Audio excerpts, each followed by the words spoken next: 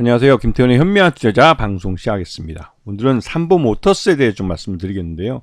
이 삼보모터스는 현대차와 기아의 1차 협력업체로 매출 규모가 굉장히 큰 업체입니다. 자동차 부품 중에서 엔진부부터 시작해서 플라스틱 사출물까지 다양한 자동차 부품을 현대차와 기아와 거래하고 있죠.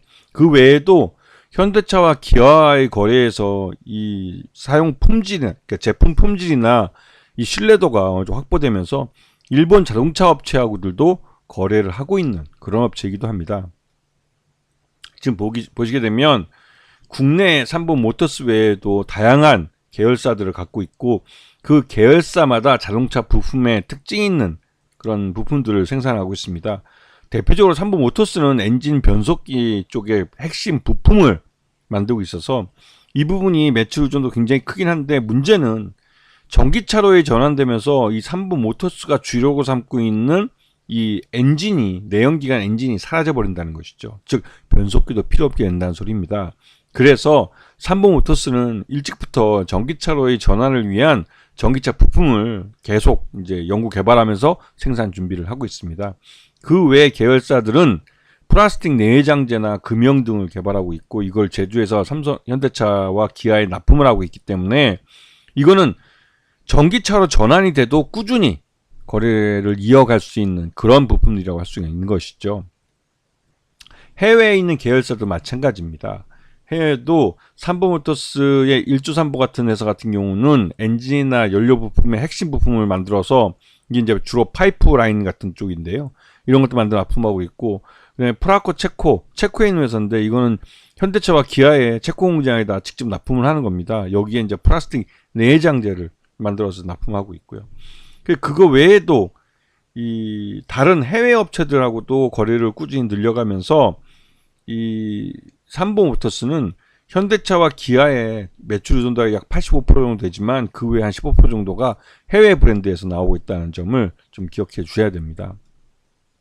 그래서 지난 1분기 실적을 보시게 되면 전체 부품 중에 플라스틱 사출 쪽이 67%를 차지하고 있고 엔진 쪽이 약 한 30% 정도의 매출을 차지하고 있습니다.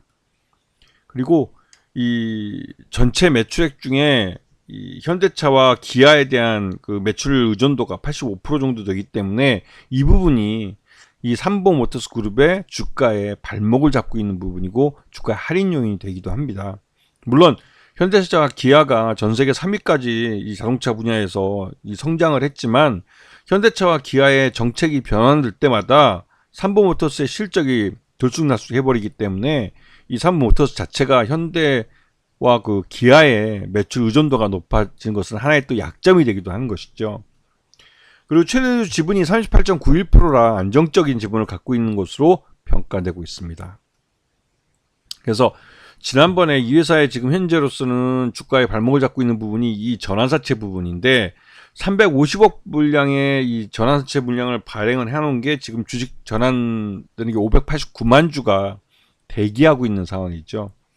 589만 주의 잠재적인 물량이 일어나기 때문에 대기하고 있기 때문에 주당 가치가 그만큼 희석될 수밖에 없는 상황입니다. 그래서 삼보모터스의 1분기 실적이 보시게 되면 그 1분기 실적을 놓고 볼 때 적정주가 9,000원 정도로 평가되지만 이게 이제 그 실질적으로는 원래 더 나올 수도 있겠지만 잠재 주식 수량을 감안을 해서 그만큼을 희석되는 걸로 감안했을 때 9,000원 정도 되고 있고 주가 지난 하반기 이후로 주가가 흘러내린 다음에 지지부진한 이유는 여전히 작년 하반기 이후로 현대차와 기아의 이 전동화 전략이 여러 번 수정이 이루어졌습니다. 그러다 보니 이 자동차 부품, 특히 현대차와 기아에 대한 매출 의존도가 높은 업체들은 거기에 대응하기가 굉장히 어려웠죠. 왜? 현대차와 기아의 이 전동화 전략이든 향후 이 전략이 확정이 돼야 거기에 맞춰서 부품업체들은 생산 캐파를 어느 부분을 더 늘려야 되는지 어느 쪽에 더 그 자원 배분을 더 해줘야 되는지 이런 것들이 결정이 됩니다. 그런데 작년 하반기에 현대차와 기아의 이 전동화 전략의 변화는 그 솔직히 말씀드려서 대혼란이라도 과언이 아닐 정도로 급변했습니다. 그렇게 변한 이유가 여러분도 느끼고 있겠지만 윤석열 정부 들어와서 현대차에 대한 지원이 거의 뭐 전무하다시피 하고 오히려 현대차의 사업에 발목을 잡는 게 윤석열 정부라고 할 만큼 윤석열 정부가 이 현대차와 기아에 대해서 별로 밀어주지 못하고 있습니다. 단적인 예로 윤석열이 G20 인도네시아 G20 정상회의 때 다른 나라 정상들에게 우리나라 현대차가 스폰서로서 이 자동차들 의전 차량을 제공해주고 할 때 우리나라 대통령인데도 불구하고 윤석열은 독일차인 벤츠를 이용했습니다. 정신 나간 놈이죠. 당연히 이게 그 벤츠한테는 이게 우스갯거리의 광고가 돼버려서 그 현대차 내부적으로 임직원들도 굉장히 분노했다는 말을 들었습니다. 이게 이제 그 당연히 G20 인도네시아 의전 차량이 현대차가 되면 국적이니까 우리 국적 차량이니까 대통령은 당연히 현대차를 이용해 줬어야 되는 것이죠.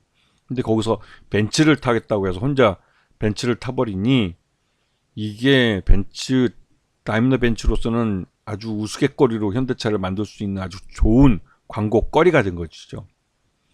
그만큼 이 뭐 미국의 IRA법 개정할 때도 그렇고 제정될 때도 그렇고 이 현대차에 대한 이 윤석열 정부는 지원은 고사하고 그 발목 잡기만 하고 있는 그런 형태이기 때문에 이 현대차가 작년 하반기 때 이 전기차 분야에 이러한 그 성장성 둔화에 대비할 수 있는 전동화 전략의 변화 이게 해서 굉장히 대혼란을 겪었습니다. 그리고 그런 것들이 이제 대부분 다 마무리되고 올 하반기부터 그 미국 조지아주 전기차 전용 공장에 이제 그 하이브리드 차도 같이 홀류 생산하기로 하면서 이런 것들이 다 정리되고 이에 따라서 삼보모터스도 이제 그 이런 현대차와 기아 주 매출처의 정책이 결정이 되면서 그에 대한 대응을 제대로 할 수 있게 된 것이죠. 그래서 지난번부터 말씀드렸지만 올해 상반기는 반도체고 하반기는 자동차가 할 것이라는 것을 여러 번 말씀드렸습니다. 그래서 특히 최근 들어서 자동차주에 대한 분석들을 많이 늘려주는 것이죠. 그렇게 해야만 제대로 하반기를 대응할 수 있기 때문에 그렇습니다. 아시겠죠? 자, 오늘 방송 여기서 마치겠습니다. 감사합니다.